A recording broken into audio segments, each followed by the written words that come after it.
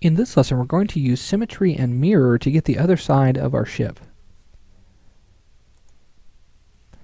Alright, so let's go ahead and grab the hull here. And before we begin using symmetry for the hull, we need to make sure that the center line of symmetry here is perfectly straight. As you can see here, it looks like the line is off a little bit, so we need to make sure that this is aligned. So let's go to vertex mode under the edit poly modifier here, and let's go ahead and select all of the vertices along that center line there. Okay, now with all of those selected, we're going to scroll down to the edit geometry rollout, and in that rollout you're going to see make planar X, Y, or Z, and I want to align or make planar all of these vertices in the Z direction. Okay, so let's hit Z, and you'll see that all of those snap into a straight line here. So now I won't have to worry about any holes that could be resulted in the symmetry. Okay, so let's go ahead and go to our perspective view by hitting P on the keyboard, and we're going to go ahead and collapse this down because I'm now finished with the lines and I don't need that surface any longer. And I've been working with the editable poly for a while, this modifier, so let's go ahead and just collapse it all down. Let's right click, convert to editable poly. Now I'm going to go to edge mode, and I'm going to select this edge right here, and I'm going to apply the symmetry modifier. Now the reason that I'm selecting one of these edges is because if I have this edge selected, it will apply that symmetry to where that edge is located.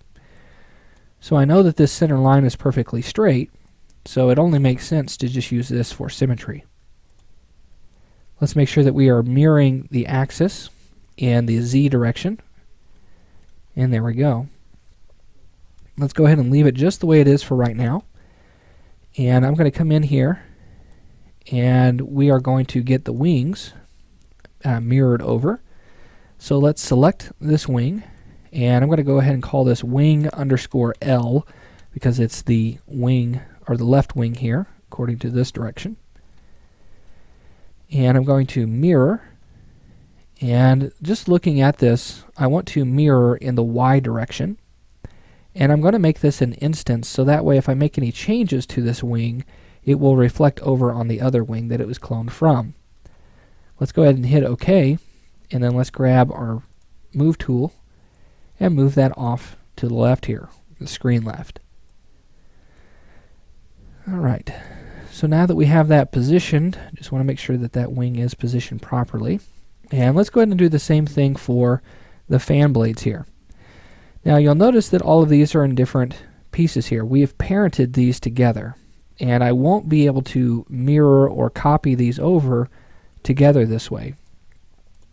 So what I'm going to do is really quickly, I'm going to select all of these objects, and I'm just going to put them in a temporary group, and I'm just going to keep it as group 001, and then I'm going to hold down shift and clone, so shift and move this over, and we'll hit OK, and we'll make sure that that's an instance for right now, and we'll just kind of line that up there. Now I don't necessarily have to mirror this because even mirrored it would be exactly the same. Alright, so now let's go ahead and ungroup these objects. So we'll ungroup, and we want to check to see if our parenting is still intact. So let's test this casing, and that parenting is intact there. Let's see about this one. Okay, that parenting is still intact, so good. So now we've done the fan blades. Let's go ahead and take the air intake, and let's go ahead and select all of the objects of this, and let's go ahead and just hold control and select each individual piece. You could do a marquee selection and deselect if you need to the pieces you don't want. Let's go ahead and group this. So I'm going to call this air intake underscore left, and then I'm going to mirror this in the Y direction. Let's hit OK and just simply move it into position on the other side. Okay, so good. Make some adjustments as you need to. And there we go. We need to go ahead and get the tail wings, so we're going to mirror those. And just going to do the same thing, just move that off to the left there. Go to my top view. Get that into position there. Okay, that looks good. Let's do the same thing for these objects. So mirror this. Put that into position. And let's do the same thing here.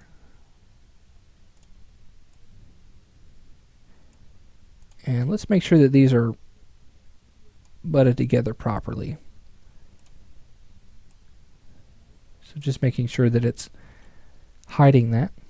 Looks like we've got a little bit kind of popping through there. We don't want that. Same thing here. There we go. Okay, so now that we have all of these pieces mirrored over, the last thing that we need to do is going to be this control stick. So let's simply group that really quick into a temporary group. Or we could just call this Control L. And then we'll mirror this, hit OK, and then just move that into position. And there we go. So now we've mirrored everything over for our VTOL. And there's a couple of things I need to clean up on the fuselage itself. First off, I need to clean up the back end. We've got a hole here, and I need to go ahead and cap that off. So let's select the fuselage, and let's go ahead and convert this to editable poly.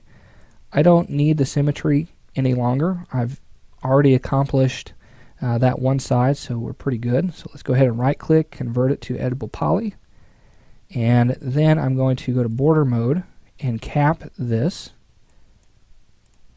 And then we'll go to vertex mode by hitting 1 on the keyboard. And we'll use our cut tool by right clicking. And we'll cut from this vertex right down the center. Right click to end that cutting process. And then we'll go from this vertex right here down to here. Okay, let's make sure we get this one as well. And then we'll cut across from here to here. Alright, very good. Now the final thing to do is to go ahead and smooth out the fuselage in this lesson. So let's go ahead and go to edge mode. And, well, let's apply a turbo smooth first. Sorry about that. And let's take our iterations up to 2, isoline displays. And then we're going to have to get some of our detail back. So let's go to edge mode, show end result, and then we'll go ahead and we'll use swift loop just to make this very quick. Okay, we've learned all kinds of different techniques for adding more resolution, and this one goes fairly quickly. So I tend to use this one quite often. So we're just going to add some loops around these edges, these creases that we need that hard edge to be. And coming up here, trying to retain some of this volume. And then right down here as well, around each side of that edge. That looks good. And then we are going to retain these corners here along the top on each side. And let's grab this one right here as well. Okay. And then right here along the corners. Now, sometimes you won't be able to see where you're actually cutting, so if you turn off turbo smooth, you know that you need a segment on each side of this corner to make that crease. So you can always do it that way. Okay. So that looks good. And let's create a segment right here on this side just to tighten that up. So this is looking really, really good at this point. Trying to look for any areas that might be pulling a little bit too much, and I see this right here is really pulling. So I'm going to create a segment that's not real close to the edge because I do want this to be rounded off a little bit. So I'm just going to pull that right to here, and you'll see that those segments begin to clear up. Okay, So it's kind of smooth there.